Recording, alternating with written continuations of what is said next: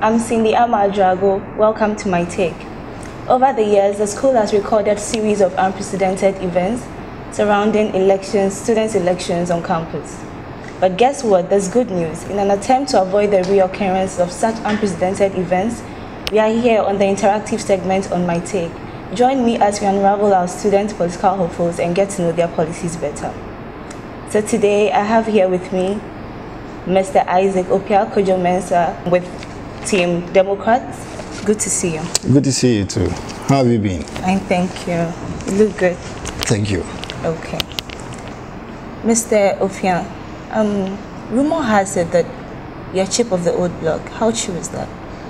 I will be so grateful if you can explain it a little better for me to give you right explanation. That your dad is was an ace politician and you're towing the line he told. You are very right, yes. My dad, at the age of 19, was the personal assistant secretary to the late Kwame Nkrumah. Okay. And I decided to come into politics because of the personal interest, and also I see it a perfect way of serving mankind. Right. Okay, so do you feel your background, in political sense, has influenced your being today? A little. Quite a number of my relatives are still in active politics. Okay. Christian Churcher, a former Minister of State, is my auntie. Oh, I see. Yes. President Kufuor, in one way or the other, is related to me. Okay. Kojo Mensah, I consider him to be a grandfather. Right. So a family of politicians. A family of politicians in a way. Okay. So tell me about Team Democrat. Tell me about your policies and what you guys stand for. All right. We chose the teaser Democrat because we believe that this era is one of the perfect time for dispensing democracy. Okay. Some years ago, best means of solving issues were pulling of knife, fighting, and I consider those era as dark age for Africa. We are in the 21st century now. Yeah. We have a beautiful place we call our home, Africa, Ghana. What can we do to bring the best of our knowledge to the underprivileged, those who have not had the privilege to have university education? Okay. I had a chance of coming to University of Cape Coast over 10 years ago. Okay. Due to one or two reasons, I decided not to. But ever since I became a student, I've realized there are certain things that it is the students who can do. Right. How do we break the gap between the student front and the administration? Though we have an SRC president, we have the dean of students, but there are certain things that they don't know. We have to bring their attention to it. Team Democrat stands for the betterment of everyone on campus. Okay. Talking of the betterment of everyone on campus, do you think something can be done about strike actions? The present on the part of lecturers. The present government understands strike as one of the tools of solving problems. But because it affects students as well. Very, very well. We have foreign students who program themselves very well according to our calendar. Yes. So if a week or two something unproductive occurs, it affects them. Yeah. I don't believe in strike action any longer, but I believe in proactive government who will always have the interest of everyone at heart, who will not wait for one to bring forth a notice before action will be taken. Okay. Right. What's your take on security on campus? It is very poor. I've had one or two interactions with some of the big men in the security section. It's not proper for me to disclose the identity, but it will surprise you the number of vehicles that are broken down. Right. Presently, I don't think we have so many security vehicles on campus. One of the things our team will do is to lobby very well so as all those broken vehicles will be repaired. also, during my administration, we will see to it that we'll buy a vehicle and then boldly write on it diaspora security. Right. This vehicle will always be in the diaspora, especially from the hour of 7 to 5 in the morning.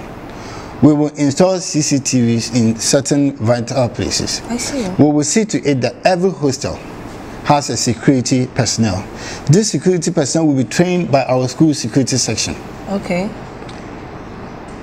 Most of the hostels don't have security personnel, but they rather have caretakers who, in one way or the other, not that I'm alleged, okay, connive with some of those bad nuts to do what is not proper on our students. Right.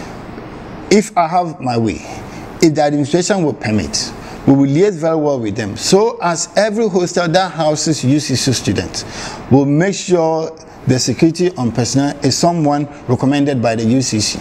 Right. So aside the students in the diaspora, the students in the halls?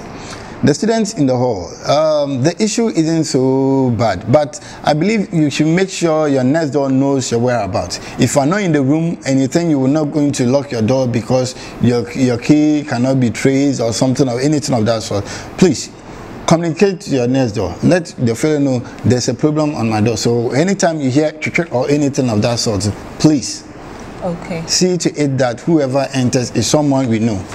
Right. You know, it's one thing enumerating such excellent policies as you've just done, but what keen measures are you going to put in place to make sure that these policies come to birth? If all should go well for me and the team, we will be given the mandate to run the administration for 2 semesters. Right. We don't intend to build castles. Everything we intend to do will be a short term. It is attainable. It is all about lobbying. It's all about collaborating. We are not going to fight anyone in the administration. It will never happen. Right, lobbying, but what if you are financially incapacitated? What do you do? How do you raise the funds? I've worked before. I have my own private company. I have a couple of friends who, in one way or the other, will be willing to support. I see. So it's going to be personal? Some will be personal. Okay. Some will be personal. Right. So, thank you, and I like your confidence. Are you ready to meet with your contenders on the hot seat moment on My Take? I don't see anyone as contender. I see them as my brothers who also have intention of serving. Really? So you're ready? I've always been ready. So why should we vote for you? Why are you the best option? I'm a problem solver. Okay. I don't believe in propaganda. I'm a very practical person. I have a little experience as an elected assemblyman. Okay. Before I became an assemblyman for Adesade electoral area, I don't want to recall some of the sad things that happens, but trust me, whenever it rains, no taxi driver would like to send anyone to Adesade estate, regardless of how much you intend to pay, because the road was so bad. During my administration, I lobbied so well that now, anytime one wants to go to Adesade, you don't have to come to Adesade estate if you are coming from UCC. You can easily access Adesade estate through North Ola. You can access Adesade estate through Ola. Right. It was during my tenure that all this came to be. Right, so you have records of solving problems. Very well. Okay, so on this note, I wish you all the best. I thank you, and it's great being on your show. I hope I'm going to be invited again. Of course. I'm most grateful. Thanks for coming. Thank you too. So learned people, you've heard it all. The choice is yours to make. Special thanks to Capsule Hill for sponsoring this segment. For my face beat, I thank Ashanti Makeup. Watch this exclusive interview on Campus Tools with a Z.com. Thank you for watching. Catch you on the flip side.